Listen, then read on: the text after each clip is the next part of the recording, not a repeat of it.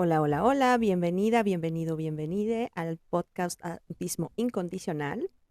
El día de hoy el tema es el hiperfoco o monotropismo.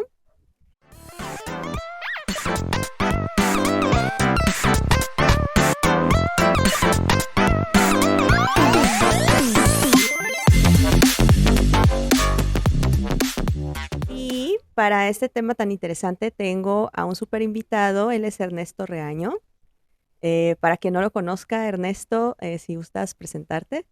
Soy Ernesto, soy psicólogo clínico, soy lingüista también, soy director y fundador de EITA, del equipo de investigación y trabajo en autismo. Trabajamos en EITA desde el año 2008 aproximadamente, y también soy una persona neurodivergente. Súper. Pues muchas gracias, Ernesto. Me da mucha emoción tenerte aquí porque pues veo que has Bien. compartido mucha información acerca de esto que es el hiperfoco, el monotropismo. Y bueno, vamos a ver. Cuando dicen, por ejemplo, que les autistas, estamos como en nuestro mundo y que estamos ahí idos y que no hacemos caso y las mamás se quejan de que a sus hijos no Una les nube. contestan. Ajá, exacto. Am, Creo que esto del hiperfoco y el monotropismo como que pueden explicar, estas teorías o esta teoría puede explicar como por qué Ujú, estamos tan, pues tan, entre comillas, como en nuestro mundo o ujú, estamos como súper sobre un tema, uno de nuestras pasiones, de nuestros intereses profundos y como que no tenemos a veces, parecería para un exterior que no estamos haciendo nada o que estamos como idos, ¿no? Idas. ujú, Pero para ti, o sea, eso como lo que yo he visto de la gente como cómo lo ve, ¿no? O las ujú, preguntas que hacen los papás, las mamás en los grupos de Facebook, ¿no? ujú. Sí, a ver. Desde tu perspectiva como profesional, ¿cómo definirías el hiperfoco? A ver, yo creo que la importancia del hiperfoco y del monotropismo, en primer lugar, es que es una teoría nacida de los propios estudios autistas. Yo creo que así como el dilema de la doble empatía, que después seguramente saldrá porque tiene que ver, Ujú. el monotropismo es propuesto por Dina Murray, pero sobre todo por Wendy Lawson. En ese momento, ahora es el doctor Wen Lawson, ¿no? Y sobre todo yo siempre que hablo de esto, recomiendo este libro, ¿no? Y Ujú. traducido sería como que La mente apasionada, escrito por Wendy Lawson en ese momento. Y claro, lo que tiene que ver justamente es esto, ¿no? De por qué el hiperfoco, ¿no? O por qué el monotropismo, ¿no? Monotropismo significa una cosa, una cosa a la vez. Quiere decir la capacidad que tiene la mente autista para centrarse en un solo canal, en una sola cosa, en un interés profundo. Los neurotípicos son politrópicos, es decir, pueden tener varios canales abiertos a la vez, ¿no? Es lo que se conoce como, en resumidas cuentas, como multitasking, ¿no? Pero las personas autistas eh, tienen cierta función perceptiva mejorada, se le quiere ver de alguna manera, frente a aquello en lo que pongan su atención. Entonces tienen una hiperatención, mayor capacidad de memoria en temas que les interesan, ¿no? Incluso una hiperemocionalidad también respecto de determinadas cosas. Entonces, digamos, focalizarse, digamos, en una cosa y en una tarea a la vez y en un tema a la vez, explica el funcionamiento de la mente autista, pero explica también por qué es tan difícil cambiar de canal. Explica también por qué la preferencia por determinadas rutinas. Explica en realidad también por qué puede ser difícil la interacción social si yo me concentro en un solo canal. Explica también, evidentemente, el tema de los intereses profundos.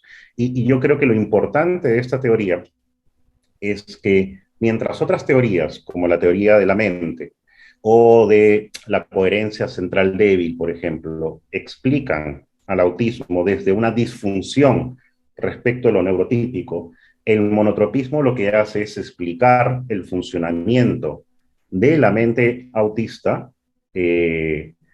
desde un punto de vista realmente, digamos, de su propia neurología. Funciona así la mente autista. Esto es bueno, esto es malo, pues ni bueno ni malo, ¿no? Pero esto que es una capacidad, digamos, de la mente autista en determinados contextos, discapacita también a la persona autista respecto de las demandas neurotípicas, ¿no? Ujú. Sí, muy de acuerdo. Por ejemplo, para poner así como, am, pues sí, un ejemplo mío, em, algo que las demás personas pueden ver como negativo es que si estoy centrada en una tarea que me interesa mucho, por ejemplo, que estoy editando mis videos para el YouTube o que estoy haciendo contenido para pues mi página de Instagram y estoy ahí, puedo estar todo el día haciendo eso. Y si me Ujú. piden, no sé, cualquier cosa, por más mínima que sea, me enojo muchísimo porque están interrumpiéndome, porque tengo que parar algo que me gusta hacer mucho, aunque a veces parezca que no, porque estoy como muy como estresada. Es lo que me dice mi marido, es que estás estresada, estás estresada. No, es esto. No, solo estoy enfocada, pero es como que tengo mi cara así, ya sabes, siempre dicen así como ay, los autistas, su cara así como están enojados. No, No, no es enojo. no es enojo, es mi cara. Y entonces ve mi cara y me ve así súper metida y dice, es que estás estresada, estás muy estresada. Y yo, no, no, solo estoy enfocada. Y entonces me pide algo y es como, ay, ¿por qué me interrumpes? Tengo que seguir, o sea, no puedo parar, no puedo parar. Y me toma así como que parar, respirar, hacer lo que me están, no sé, preguntando, pidiendo y luego volver a regresar. Es muy agotador. Claro, y qué es lo que pasa, por ejemplo, en muchos niñas, niñes, niños autistas, y en realidad que lamentablemente después justamente se aprende a camuflar con todas las dificultades de estrés y de ansiedad que trae el camuflaje, este famoso mírame si te estoy hablando. Ujú. Entonces, de por Sí. sí, si me estás hablando, yo tengo que escucharte, no mirarte. O sea, una cosa no tiene que ver con la otra. Y si entendemos justamente este tema de el monotropismo, como es centrarte en un canal, yo te estoy escuchando y te estoy poniendo toda mi atención. Pero si tú me pides que me mire, que te mires, cambiar de canal.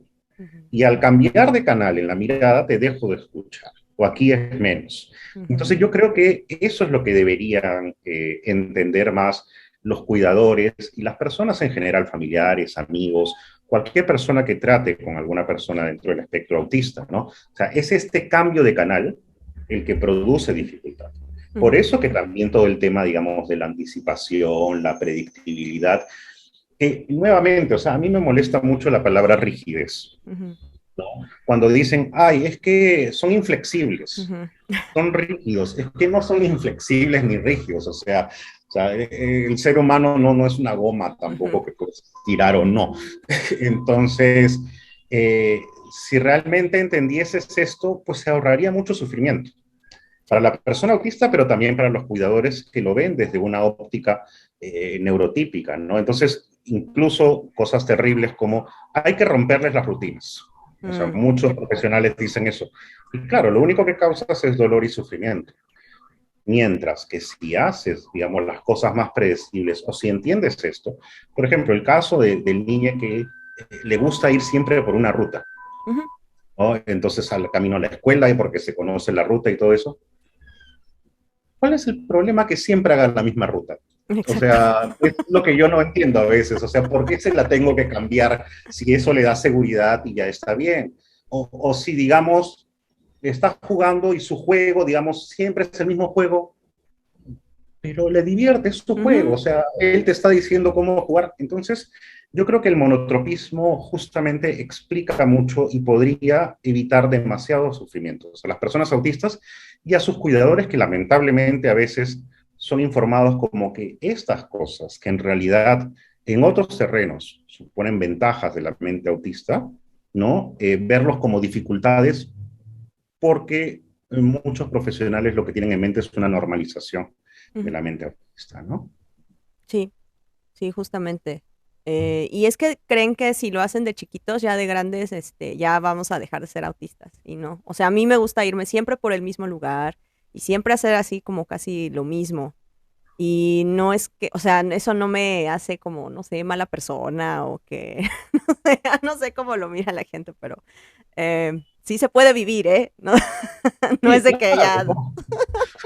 O sea, sí, el problema es que como tú dices, lo hacen de chiquitos y de chiquitos aprendes a camuflar. Ujú, Y entonces, con toda la cuota de estrés que trae después, ¿no?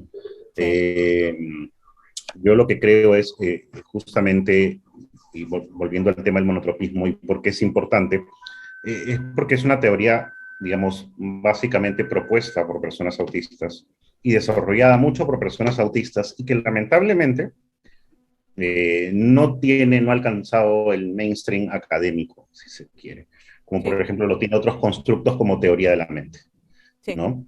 Entonces, pero el problema del constructo de teoría de la mente, como otros constructos que intentan explicar a la persona autista, deshumanizan a la persona autista, porque la teoría de la mente es planteada, como en otros enfoques, de que tener una teoría de la mente, comprender las emociones y las intenciones de los demás, es parte del desarrollo de la mente humana. Entonces, bueno, será parte del desarrollo, así como lo estás hablando, de la mente neurotípica, Ujú, porque los autistas también tienen una teoría de la mente, ujú, ¿no? Pero si tú pones o propones que hay, digamos, como le suelen llamar, hay una dificultad o hay una deficiencia en la teoría de la mente y al mismo tiempo defines que la teoría de la mente es parte esencial del ser humano, entonces estás diciendo también que el autista es una forma menos humana de alguna manera, o no ujú, un humano completo, o no evolucionado en ese sentido. ujú. Entonces, hay que tener mucho cuidado, porque muchas de esas teorías lo que hacen es deshumanizar, digamos, a la persona autista. En vez de explicar su neurología, tú partes desde una explicación negativa. Mm, Lo que hace el monotropismo es una explicación positiva, no porque hay que bonito, no, sino positiva en el sentido de cómo funciona. Y claro. respecto a ese cómo funciona, ya lo que puede discapacitar o no el entorno a la persona autista, ¿no? Sí, o sea, es una teoría neutral y muchas personas piensan que como hablas de una perspectiva neutral o usas palabras neutrales, ya lo estás romantizando o estás negando dificultades y no es eso, o sea, simplemente es, pues, así es la mente autista y la mente neurotípica es distinta y ya, o sea, nadie es mejor ni peor, ningún cerebro es más o menos valioso, o, ¿sabes? Uh -huh. Y bueno, esa es una pregunta que tengo. ¿Se confunde el hiperfoco con disfunción ejecutiva? Sí, justamente, ¿no? Junto con la teoría de la mente, ¿no? Estaba la teoría de la coherencia central débil, ¿no? Ujú, Que es decir, esta teoría que dice que los autistas son muy buenos, digamos, fijándote en detalles, pero tienen dificultades en ver como que la pintura completa, ujú, ¿no? O sea, digamos, el panorama completo. Ahora, sí, es cierto que las personas autistas procesan más en detalle, buscan más en patrones, pero ¿por qué tendrías que ver eso como una deficiencia? Podrías verlo más bien como algo, digamos, algo que supone una ventaja en realidad, ujú, ¿no? O sea, si hay algo, digamos, dentro del hiperfoco autista o hay algo, digamos, dentro de esta capacidad del monotropismo, es que la persona autista puede llegar a ser muy bueno en aquello que hace, ¿no? Entonces, y digamos, gran parte de los logros y de la creatividad y de los avances científicos se deben justamente a mentes autistas gracias a este tipo de atención al detalle. Entonces, lo que parece que es una disfunción porque yo no me doy cuenta o no puedo hacer más cosas, puede ser visto también como una capacidad ujú, bastante fuerte, ¿no? Entonces, yo creo que el tema de la disfunción ejecutiva también se ve desde cómo procesa la persona neurotípica las cosas. ujú, Entonces, el neurotípico, claro, nuevamente acordémonos, monotrópico y politrópico, tengo varios canales. Entonces, el neurotípico puede estar hablando mientras escucha esto, mientras hace esta otra cosa, y claro, puedes hacer muchas cosas a la vez, seguramente, pero no con el nivel de profundidad en una, como lo hace la persona autista cuando está en hiperfoco. ¿Qué es mejor, qué es peor, como tú dices? En realidad no, sirven para cosas distintas. ujú, Pero el problema es cuando yo veo como una disfunción el fijarme en detalles y no fijarme en el contexto, digamos, en general, ¿no? ujú. Entonces, por ese lado yo creo que el término, digamos, disfunción o el término de las funciones ejecutivas también es algo que está, digamos, muy pensado para la neurología neurotípica, ¿no? Ujú. Sí, pues es que tan solo el nombre, ¿no? O sea, disfunción ejecutiva o es como, bueno, pues yo tengo mis maneras de hacer las cosas o las personas autistas tenemos nuestras maneras de hacer las cosas. Llegamos neurotípicos y atípicos al mismo lugar, nada más con diferentes caminos. Y tal vez necesitamos un poco más de tiempo, pero no es que no podamos hacer las cosas, ¿no? Eh, Ahora otra pregunta es como, ¿qué rol tienen las pasiones personales o intereses profundos en el hiperfoco? Porque hay muchas veces las mamás, papás, familiares, ¿no? Dicen, ay, es que está ahí metido, no sé, pon tú en un videojuego o en un video. Y lo ve 1 millón de veces y pues, ¿para qué? O sea, ¿cuál es como otra vez la funcionalidad de eso? O sea, ¿eso de qué sirve? Am, Ujú. pero yo pienso que cuando uno está en su pasión, en su interés, cuando uno se echa un clavado y está ahí disfrutando, pues no tiene nada de malo, ¿no? O sea, o por qué, no sé, como por qué la necesidad de verle pues alguna ventaja que en el futuro puedas monetizar o no entiendo, o sea. O sea, sí, a ver, es como el modelo médico de la discapacidad o el ansia de normalización. Son partes también, pues, o son productos de una teoría capitalista del mundo, ¿no? Entonces, de que las cosas tienen que servir para algo, ¿no? O tiene que tener un fin. Entonces, ¿por qué, digamos, lo que me causa placer o es mi pasión tiene que servir para algo en el sentido, digamos, de producción del programa? O sea, como tú dices, o sea, una persona puede estar en una piscina 1 hora y probablemente nadie le diría nada. Ujú, Pero si una persona autista está repitiendo durante 1 hora la misma escena, entonces, no, pues claro, es que es la idea de la normalidad y la normalidad, ¿no? Entonces, y lo que sirve y lo que no sirve. Y entonces, claro, ¿para qué le sirve a esta persona eso? Bueno, pero si está nuevamente, si eso es lo que te da placer, tu manera de entretenerte es como el niño que va por la misma ruta. Si es lo que le da seguridad, no le está haciendo daño a nadie. Una persona autista que está viendo 10 veces, 20, 30, 40 veces, ¿a quién está molestando o dañando? ¿No? sí. Entonces, es parte justamente de eso, o sea, la visión monotrópica es ver muchas veces algo para, digamos, por la pasión de verlo, pero también a veces tiene que ver con la capacidad de estudiar profundamente un fenómeno. ¿No? Ujú, O sea, yo siempre digo, o sea, no necesariamente por decir, digamos, de que todas las personas autistas sean científicas o no, ujú, pero probablemente en muchos campos es esa visión monotrópica, es esa facultad monotrópica la que te permite hacer cosas. Es ujú, decir, por ejemplo, ahora que hemos vivido esta pandemia, o sea, el encontrar una vacuna tiene que ver con una persona que esté en un laboratorio muy centrada y focalizada en eso y buscando diferencias y repitiendo, repitiendo, repitiendo, repitiendo, viendo, viendo, viendo. O sea, no es la persona que está pensando a qué hora son las 6 y me voy con los amigos. ujú, No es la persona que, o sea, esa es la persona que se le olvida todo, se le olvida comer incluso, como le pasa a muchos autistas, ujú, ¿no? Estás en tu tema de interés y de pasión y se te olvidó el mundo. Pero bueno, es la manera por la cual encuentras también cosas que son beneficiosas. ujú, Entonces, a algunos cuidadores decirles, ok, si está, preguntarse, ¿te hace daño en algo o solamente es tu prejuicio porque no parece muerto? O sea, yo ujú, creo que es lo que habría que ver, ¿no? Y después también es la forma como su cerebro trabaja y como va a trabajar para otro tipo de cosas y que entender y respetar esa forma neurológica es entender y respetar también, digamos, muchos talentos asociados que va a poder tener, ¿no? exacto, sí.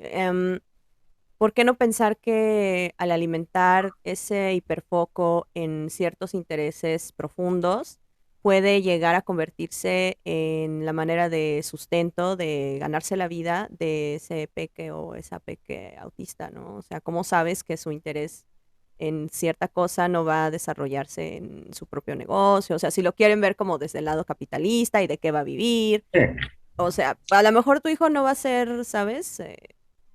Presidente, ¿no? Pero a lo mejor puede ser un gran científico, puede tener su propio negocio de cualquier cosa, ¿sabes? Su propio taller de algo. Entonces, si lo quieren ver por ahí los papás, pues véanlo por ahí. sí, claro, por lo menos, ¿no? O sea, por ejemplo, es que yo escucho mucho de otros profesionales que dicen, cuidado que se está obsesionando con algo. Eso, uy. Entonces, ya, pero a ver, o sea, es que claro, la palabra obsesión suena muy fuerte. Bueno, hay obsesiones positivas y hay obsesiones negativas. Por ejemplo, yo tenía, me acuerdo, bueno, me ha pasado con varios, pero tenía un especial, un peque que le encantaban los idiomas y Ujú, el ujú, tipo aprendía solo, o sea, me acuerdo que era una cuestión, él veía un anime, ¿no? ujú, Y justo en la última temporada no había sido traducida por nadie con ujú, subtítulos al castellano, pero sí estaba en ruso. ujú, Y el chico, creo que tenía 7 años, aprendió ruso para ver su última temporada. Entonces, claro, y le decían, no, pero se está obsesionando con eso. Déjalo, déjalo. O sea, tú qué sabes que si va a ser traductor ujú, después o algo así. Y por último, imagínate, tener la capacidad de aprender un idioma así porque me concentro y me focalizo, ya simplemente porque existe esa habilidad, esa capacidad, deberías dejarlo simplemente, ¿no? Entonces, claro, y así con otras cosas, los trenes, o ujú, así con todo aquello, incluso con el autista no hablante que está, digamos, a veces con un hilo y ujú, dando y mirando, que es una forma de steaming, pero ujú, también tiene que ver con la mente monotrópica, ¿no? Yo estoy ujú, viendo patrones, no es que esté así nomás, porque como tú dices, como, es que está en su mundo. No, ujú, está muy focalizado sobre la observación de algo específico y especial. Y yo creo que eso tenemos que entenderlo más, pero no lo vamos a entender bien o no se va a entender bien para los cuidadores mientras sigamos hablando desde la disfunción, desde la deficiencia respecto a cómo procesa la mente neurotípica. La mente neurotípica es politrópica y está bien y sirve para muchas cosas, pero la mente autista es monotrópica y entonces tenemos que entender ese funcionamiento y partir desde ahí, no partir desde lo politrópico, porque nunca una persona autista va a ser politrópica en el sentido neurotípico. Como ningún neurotípico ujú, va a poder focalizarse así, pues, así en visión de túnel, en hiperfoco, porque ya, ok, si quieres que sea politrópico, a ver, intenta tú ajá, focalizarte como se focaliza la persona autista. Entonces, y si puedes, ya después me cuentas un cuento, ¿no? ajá, Entonces, yo creo que va por ahí también la cuestión, ¿no? sí. Sí, estoy de acuerdo. Ya quisiera ver a alguien neurotípico enfocarse así horas y horas y días en algo. Y te sientas ahí y no te mueves y eso, y ojo, ¿no? Y tienes que hacer, digamos, no solamente quedarme ahí quietecito, sino que con toda la atención puesta y esto, y buscando detalles, patrones, Ujú, sistematizando. No van a claro. poder, pues es lo mismo, ¿no? Ujú, ujú. Este, ¿Para qué entonces, comparar, no? Es como esa necesidad de comparación. Simplemente son sí, diferencias. sí, yo creo que eso es un poco lo que nos enseña el paradigma de la neurodiversidad, ¿no? En realidad, o sea, cada forma, digamos, de procesamiento cerebral, mental, Ujú, tiene una función y una neurología que debería ser entendida, respetada o, digamos, partir desde eso, ¿no? Entonces, mmm, no hacerlo es causa, digamos, de sufrimiento, ¿no? Entonces, que sí, es altamente evitable o debería ser evitable, ¿no? sí, sobre todo las familias, o sea, llegan con el nuevo diagnóstico y a mí me pasó, o sea, te dan el diagnóstico de tu peque y empiezas a pensar mil cosas porque estás desde la desinformación, desde el déficit, desde el, bueno, sí, capitalismo, capacitismo, todo eso que pues en su momento pues nadie sabe que van a existir esas palabras o esos sistemas de opresión y, y estás así como, ay no, ¿qué va a pasar? Y todo lo ves malo, o sea, las familias sufren. Los profesionales muchos dicen que quieren ayudar a las familias, pero no las están ayudando. Nada más les están poniendo más estrés, más sufrimiento, más, como decimos en México, tronarte los dedos para ver así qué voy a hacer y ya el especialista y ya, o sea, en meter a los peques en el primer lugar donde encuentran de terapias para el autismo, entre comillas. O sea, y es, la familia sufre. Dicen que quieren ayudar a las familias, pero no están ayudándolas así. Nada más les pues, están provocando más estrés y eso se, pues, se lo pasan al peque, ¿no? De que malos tratos y exigirle cosas que pues no son, etcétera, etcétera. Y aparte, pues en lo que estoy estudiando en una especialidad de inclusión educativa, no hay este tipo de bibliografía, por ejemplo, de personas neurodivergentes. Y cuando lo menciono, es como, ay, no, pero pues es que, no sé, una maestra, pues es que yo tengo 30 años de experiencia, no me interesa tu experiencia, señora, me interesa que escuches a las personas neurodivergentes, las personas discapacitadas y que de veras lo tomes en cuenta, ¿no? O sea, como que, ay, pues es que, y siempre se la sacan con, pues es que no todos vamos al mismo ritmo y yo me quedo, qué hipocresía, porque entonces como eres neurotípico yo sí me tengo que esperar a que tú no estás a mi mismo ritmo. Pero si estoy en un ambiente escolar, entonces yo sí me tengo que acomodar a tu ritmo. Entonces, ¿cómo?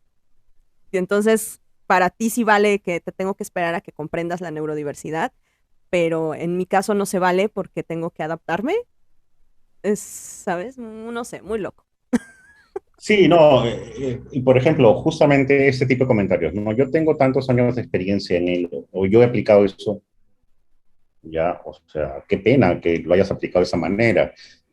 Nuevamente, si tenemos voces autistas desde el activismo, pero ya no solo el activismo, desde, digamos, también la investigación, ¿no? Gwen Lawson, Nick Walker, Michelle Pota, Michelle Dawson, etcétera, etcétera. O sea, podríamos decir, hablar de muchos investigadores autistas también, y tienes acá teoría ya hecha y que te dice, oye, no, mira, por acá no va el tema. Entonces, nuevamente, o sea, tienes un capacitismo que te ciega tanto que no eres capaz de ver que posiblemente esos 30 años de experiencia pues han estado equivocados en gran parte, pero no estás a tiempo de corregirlo. O sea, esto debería ser, yo creo que la cuestión. Pero como hablábamos, ¿no? El monotropismo no tiene el mismo alcance ni la misma difusión que otras teorías, como la teoría de la mente, por ejemplo. Entonces, ¿por qué? Porque la teoría de la mente pues, no ha sido postulada por una persona autista, es mainstream, fue Simon Baron Cohen, que tiene el mega equipo, digamos, en Cambridge, etcétera, etcétera. Y en realidad son teorías, nuevamente, de neurotípicos intentando explicar la mente autista, ¿no? Pero cuando aparecen teorías de investigadores autistas explicando la mente autista, pues no lo enfocas, es como tú dices, es muy loco. Es como, por ejemplo, no sé, o sea, es como tener uh, estudios de feminismo solo hechos por hombres, ¿no? Ajá. O sea, sonaría rarísimo. Sí. O estudios, por ejemplo, de la situación de los afromexicanos hechos por mexicanos caucásicos, nada más. Entonces, si tú dirías, acá algo pasa. Entonces, yo creo, y siempre digo eso, ¿no? O sea, nos falta mucho, digamos, denunciar y pensar el machismo, el racismo y todo eso, pero, digamos, de alguna manera lo reconocemos y podemos ir, digamos, decir esto está mal. Pero en cuanto al capacitismo, no tiene todavía ese nivel. Entonces, claro, si yo el día de mañana hago un panel hablando nuevamente, ¿no? Estudios, feminismo y género, y todos son hombres cis, todo el mundo va a saltar. Pero si yo hago un panel sobre cómo se llama la mente autista y su funcionamiento, y todos son profesionales neurotípicos, Nadie nadie va dice a nada. decir nada. O sea, y es, si te das cuenta, exactamente lo mismo. Sí, sí, sí, es muy lógico. Y no sé, o sea, ¿tú ves como algún cambio en la academia para estar, o sea, aunque sea mínimo, ves que hay algún tipo de, no sé, voluntad de compañeros en la academia tuyos que digan, ok, sí voy a empezar a revisar estas teorías de estos investigadores autistas, realmente se sigue negando la existencia de de estas investigaciones, de estos papers, etcétera. ¿Ves que hay voluntad de cambio para estudiar o no? A ver, yo creo que hay una mínima, yo creo que hay una mínima voluntad de cambio. Yo creo que hay ciertos cambios que han empezado a ver de manera más, si se quiere, social, ¿no? Ujú, O sea, en el año 2008, que yo regresé de estudiar fuera del Perú y fundé EITA, eh, por ejemplo, ¿no? Nosotros empezamos a hablar del paradigma de la neurodiversidad. Eh, yo era muy amigo de Theo Peters, que fue el que introdujo el método Teach en Europa. ujú, Entonces, a mí eso me salvó haber conocido a Theo Peters, que tenía una mirada desde Teach, pero también desde la empatización hacia el ujú, conocimiento de la persona autista, el conocimiento particular. Entonces, por ejemplo, hablar en esa época, hablar de condición te veían, o sea, decir que el autismo era una condición te veían como, no, es un trastorno. mm, Entonces, a empezar a eso, por lo menos ya podemos hablar, digamos, desde muchos sectores como condición y la mm, gente, digamos, aceptarlo mucho más. ujú, Pero desde el caso mismo de la academia, de la universidad y de todo eso, la incorporación es mínima. Dentro de los profesionales también es mínimo. ujú, Y sobre todo por, digamos, temas que son altamente cuestionables como, pero es que esto está basado en la evidencia. eh, Como por ejemplo el ABA, ujú, ¿no? ujú, Entonces el ABA dicen está basado en la evidencia porque funciona. Y entonces yo siempre les digo, claro, pero a ver, eso tiene que ver con una definición sobre el autismo hecha por neurotípicos, ujú, sobre dificultades de las personas autistas que en realidad no son dificultades, sino son expresión de su neurología. Entonces, claro, ujú, si yo defino que el autismo es un trastorno y que los stimmings son inadaptativos y los tengo que suprimir, y ujú, hago todo un programa conductista donde los suprimo, voy a ujú, decir, es un éxito, pues claro, pero no estoy hablando del estrés postraumático que creo, no estoy hablando del enmascaramiento, no estoy hablando de una serie de cosas. Pero ujú, si yo de cara a la galería definí el autismo como trastorno y, por ejemplo, por decir solamente un punto, los stimmings como algo negativo, y lo logro eliminar, claro que va a parecer que es un éxito. ujú, Y si yo digo que esa es la evidencia en la que me baso, ok, pero luego aparecen una serie de activistas autistas que dicen, oye, no, espérate, esto es una crueldad. Y después aparecen investigadores autistas que demuestran los problemas a largo plazo, ya no individualmente, sino como colectivo y temas de estrés postraumático, y no le haces caso a eso. Entonces, yo creo que el capacitismo dentro de la academia está muy insertado y es ujú, muy difícil, digamos, mostrar las cosas. Y si aceptan, por ejemplo, el término neurodiversidad es de una manera muy laxa, muy ujú. performativa, si se quiere, ¿no? Sí, sí, sí, como para vender más.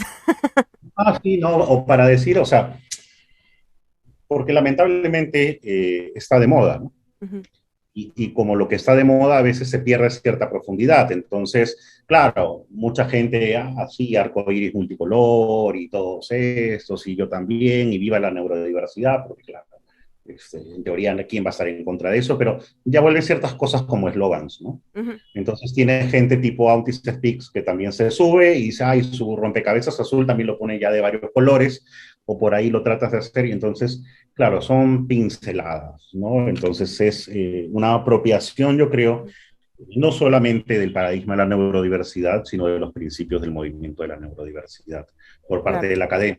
Pero, digamos, la academia no está, digamos, apropiándose de lo que sería esencial, que es la teoría hecha por los mismos autistas, ¿no?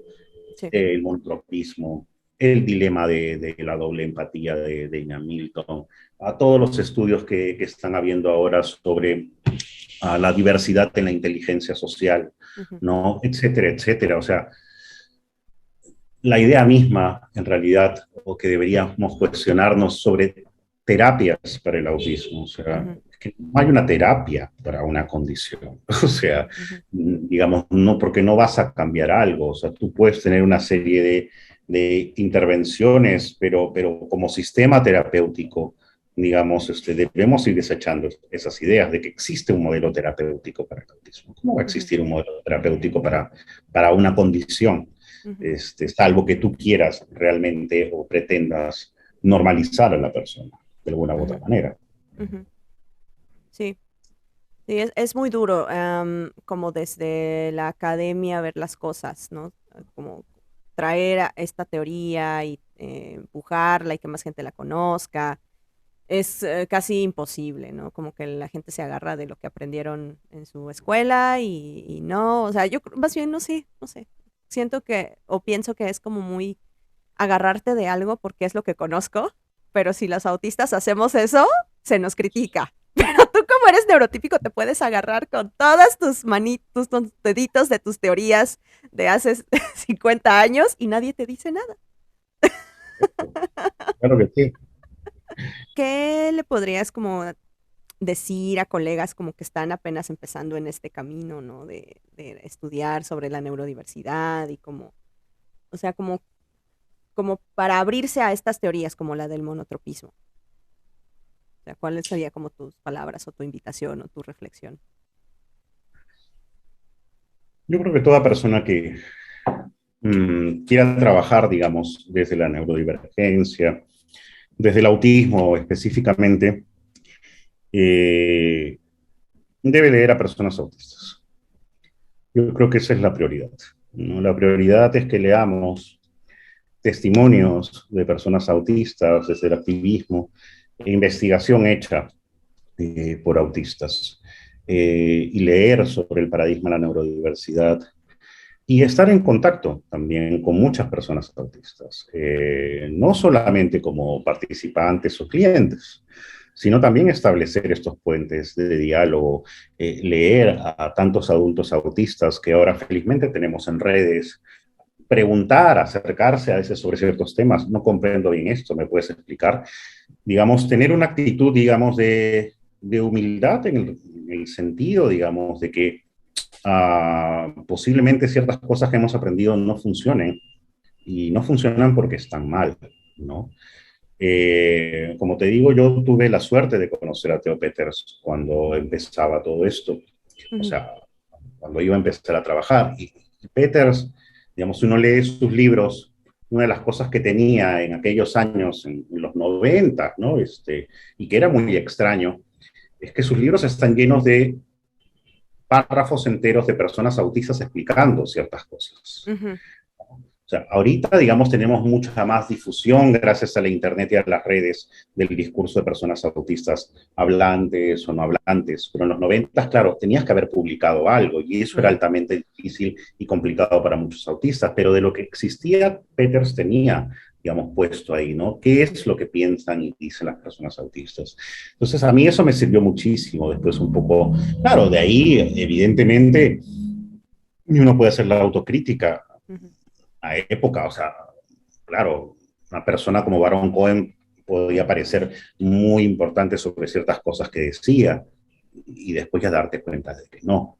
Pero yo lo que les diría a todos los profesionales que se inician, incluso los que se quieren acercar genuinamente al autismo, eh, lean a personas autistas, lean a activistas autistas, lean a difusores autistas y lean a investigadores autistas. ujú. Y posiblemente se den cuenta de que, digamos, es totalmente distinto, digamos, a lo que van a leer, digamos, de académicos neurotípicos, ¿no? Ujú. Y no tener miedo de ir en contracorriente porque van a ir en contracorriente. Pero van a poder decirle a los cuidadores que te dicen, oye, no, es que mi hijo tiene que ser más flexible, ¿no? Ujú, Entonces, decirle, oye, un ratito, ¿no? Esto que tú llamas inflexibilidad es monotropismo y tiene que ver con esto. A ver, tú ponte en sus zapatos y piensa eso. Entonces, ahorras años de sufrimiento a ese niño, pero también a esos cuidadores, ujú, ¿no? Que ya no van a estar esperando algo que no llega, sino decir, ay, no, es que de verdad procesa así. Y es que nadie se los dice también. O sea, ujú, a veces, digamos, tenemos que darnos cuenta de que educar, digamos, es también, o sea, contar con los cuidadores. Porque si no, o sea, no hay un niño sin su cuidador. ujú, Y si no educamos desde el paradigma de la neurodiversidad con las teorías planteadas por las personas autistas a los cuidadores, entonces va a ser muy difícil la vida, digamos, para toda esa familia, ¿no? ujú. Sí, totalmente. Em, y es que la bata blanca impone, ¿no? Y entonces La, bueno, para muchas autistas como yo, así me da igual, pero entiendo que a mucha gente sí es, oh, es que es médico, es que tiene 5 doctorados y no sé qué, y qué, o sea, es un ser humano. Y yo creo que si te dedicas a la salud, quieres ayudar, pues tienes que estar abierto a escuchar a esas personas que dices que quieres ayudar, ¿no? Es como, híjole. Sí, y que tiene que ver con comprender también una serie de realidades y entender a veces, a ver, ¿qué es lo que debería hacer, digamos, un psicólogo o un entorno de intervención respecto a una persona autista? En primer lugar, digamos, o sea, tendría que estar basado, en primer lugar, para la comprensión de los cuidadores, Ujú, porque son los cuidadores cuando se es niño, niña, niña, ¿no? Son los cuidadores los que tienen que garantizar un entorno amistoso, comprensible y de intervención, no ¿cómo se llama? El niño autista. Y estos tienen que entender cómo funciona su mente, y tienen que entender el monotropismo, y tienen que entender el dilema de la doble empatía, que no es que las personas autistas tengan un problema de empatía, sino tienen una empatía diferente. Y cómo las personas autistas conectan mucho mejor con el otro a través de sus intereses, ¿no? O sea, y entonces darse cuenta que tampoco es que estén en su mundo, sino que están muy concentrados en algo y que una manera cuando son pequeños, de entrar con ellos es, si le gustan los dinosaurios, interésate en los dinosaurios y vas a ver todos los principios de cooperación emocionales que se van a dar ahí, porque así funciona esta persona y no está mal que funcione así. Entonces, ujú, es dar todo eso, que si existe, digamos, un procesamiento sensorial diferente, pues ayudarlo a darle herramientas para estar ahí, pero no para que se adapte a todo, ¿no? Como ujú, existen algunas cosas. No le gusta la arena, lo ponemos en la arena. ujú. No, Por. entonces, sí, entonces ese tipo de cosas, o sea, es el respeto a su neurología, el respeto a su procesamiento sensorial, adaptaciones, adecuaciones, es el acompañamiento en todo eso. Y luego, digamos, ¿qué es lo que debes hacer como psicólogo, yo creo, frente a la persona autista? En primer lugar, todo psicólogo tiene que estar formado, yo creo que, en cuidado informado del trauma. Eso, Ujú, digamos, yo creo que es el futuro. ujú, ¿No? Todas las personas autistas, lamentablemente, de alguna u otra manera, ujú, llegan a la adultez, a veces con trauma complejo por haber sufrido este tipo de intentos de normalización. Entonces, ujú, uno tiene que tener este tipo de conocimientos. Y al mismo tiempo, ¿qué es lo que tiene que hacer uno? Pues sí, enseñar a cómo lidiar con un mundo neurotípico, enseñar cómo protegerse y autoprotegerse, enseñar a no sentirse culpable, enseñar a que tú no estás mal, que es tu identidad, o sea, ayudar con los temas de ansiedad y de depresión que pueden surgir. ujú. Pero todas estas cosas son anexas a vivir, digamos, en situación de discapacidad. No, no por el autismo en sí. Yo creo que eso le tiene que quedar muy en claro a los psicólogos. No vamos a intervenir en el autismo de la persona. Vamos a intervenir, digamos, en dar herramientas para poder, digamos, sobrellevar a veces entornos que no van a estar adecuados, para que la persona no se sienta culpable y para que la persona, digamos, conozca sobre su identidad, su manera de ser y que no Ujú, se sienta menos que nadie. O sea, es que ese es nuestro trabajo. O sea, en un ujú, mundo ideal que ya, o sea, ujú, probablemente no lleguemos a ver, pero donde haya adecuaciones, ujú. hubiese adecuaciones para las personas autistas, posiblemente los psicólogos no seríamos tan necesarios. ¿No? Y Ujú, ojalá llegue ese momento.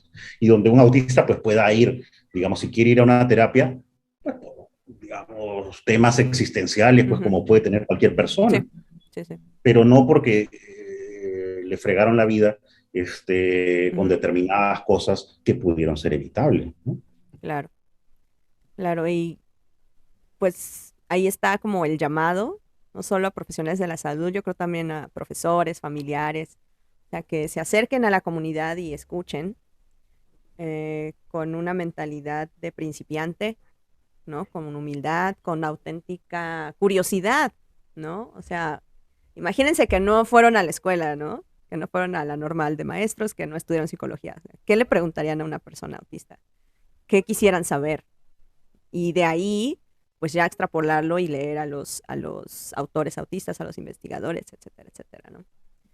empezar como por ahí, muy sencillo, no luego como querer todo, ¿cómo diré? Como hacerlo súper científico y como duro y como, o sea, igual si es difícil verlo por ahí de entrada, pues velo del lado humano y después ya jálalo a tu, pues a tu área de conocimiento y a tu expertise, ¿no? Ujú.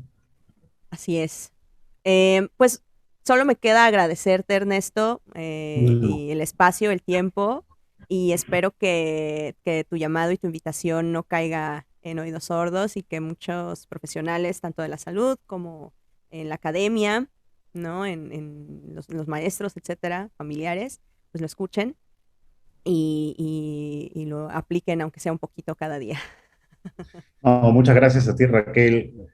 Un honor conversar contigo y cuando quieras, bueno, dispuesto a seguir compartiendo, intercambiando en todo lo que se necesite. Muchas gracias a todos los que nos escuchan, los que nos ven en YouTube. Recuerden seguirme en todos lados, estoy como Autismo Incondicional.